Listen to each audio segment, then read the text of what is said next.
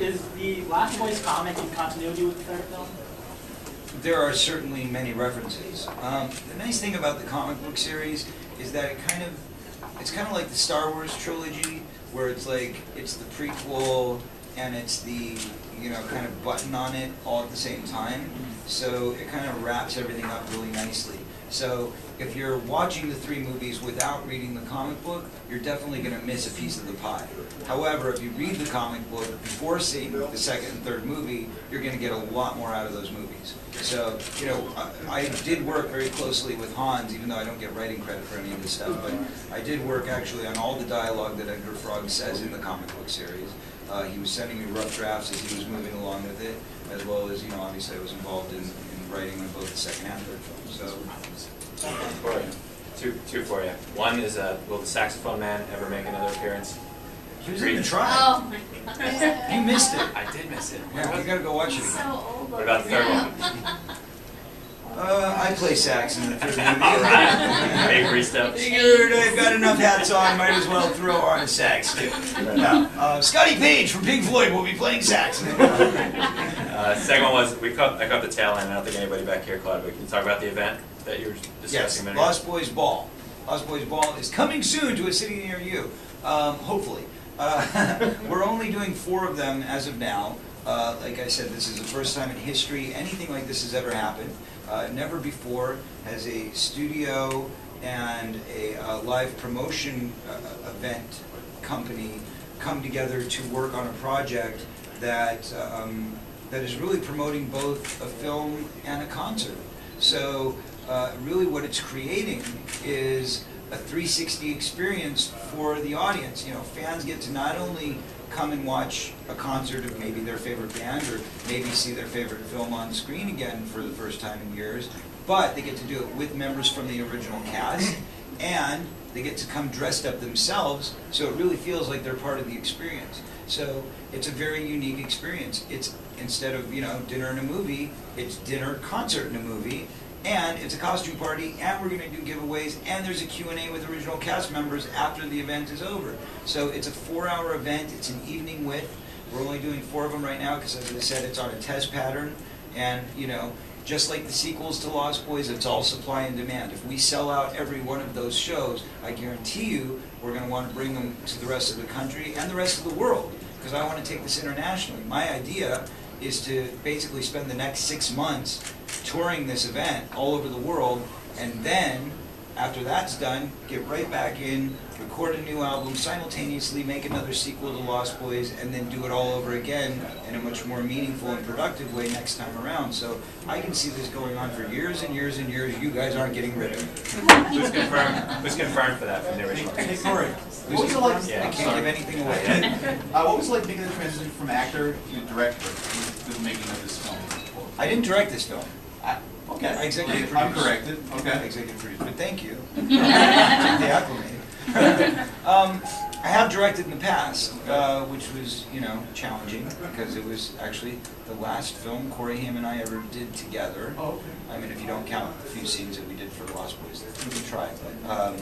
But yeah, I had to direct him, which was challenging. In a terrible, terrible movie called Busted. Which it's not terrible because I directed it, but it's terrible because they didn't allow me to do my job.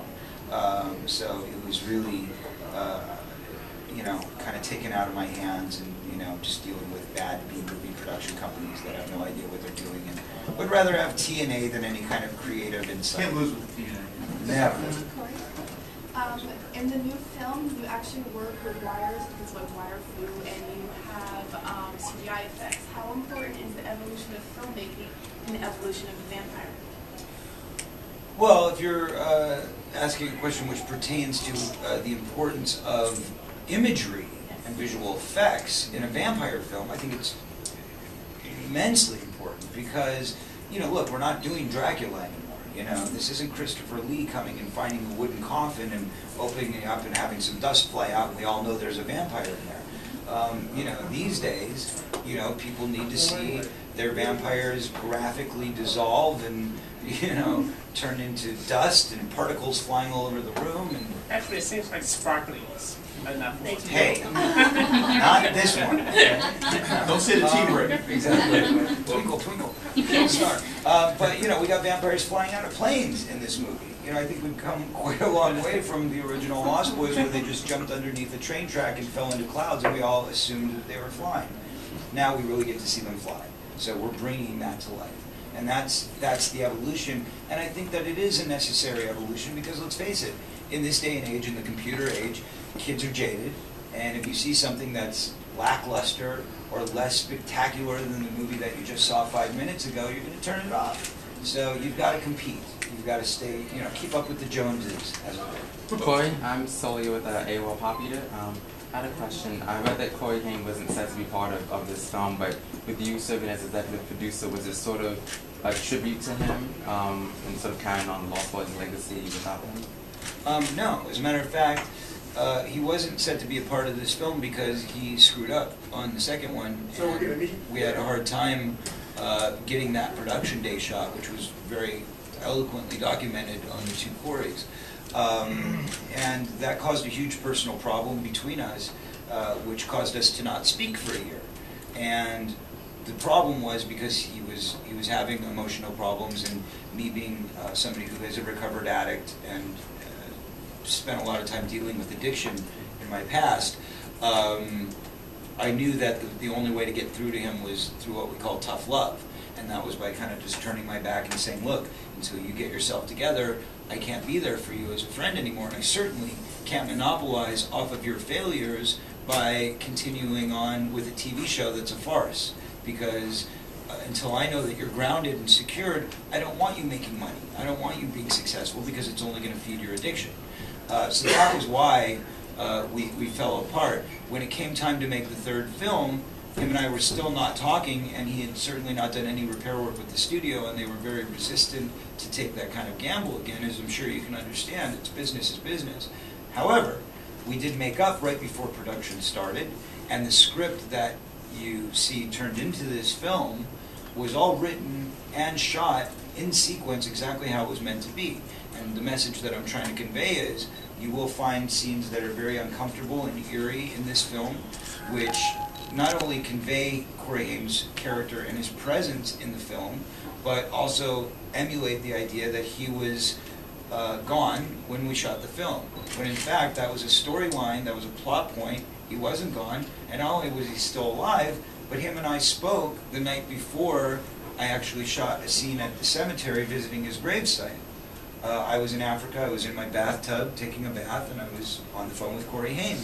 And you know, he was like, how's shooting going? How's everything going? And you know, we were rebonding at that time, kind of reconnecting in our friendship, because he had really spent some time over that year getting it together. His mom had fallen ill with cancer, and he was being a really good son and taking care of her. And he got very responsible. He grew up very quickly, and he was there for her. He was cooking, he was cleaning, he was taking her to her chemo appointments.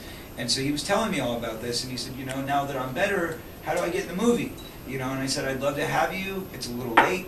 We're already shooting a scene tomorrow where I got to go visit your grave, so obviously we can't do that.